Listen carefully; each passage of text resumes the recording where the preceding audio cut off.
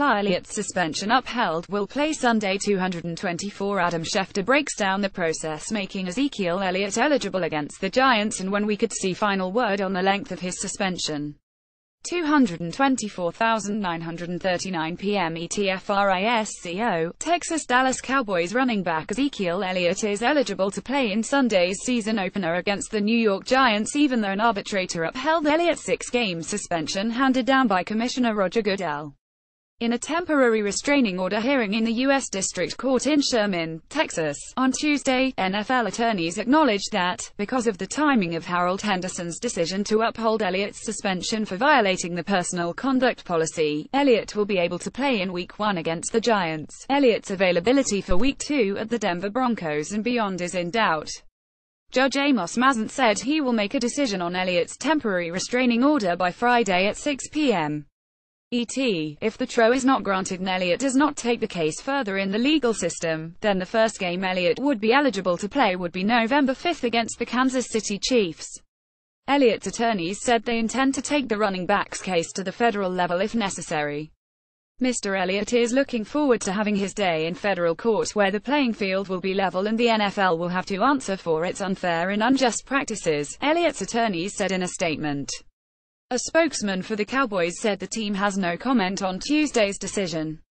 Ezekiel Elliott is eligible to play in Sunday's season opener, despite his 6-game ban being upheld. Sean M. Haffey Getty Images. That Elliott will be available Sunday could be viewed as a minor victory for the running back and the Cowboys. While the Cowboys expressed support for Elliott's potential replacements, Darren McFadden, Alfred Morris and Rod Smith, none are as good as Elliott, who led the NFL in rushing with 1,631 yards last year. The Cowboys were 3.5-point favorites over the Giants at the majority of Las Vegas sports books, prior to Elliott being cleared to play in Week 1. The line ticked up to Dallas 4 after the news was announced.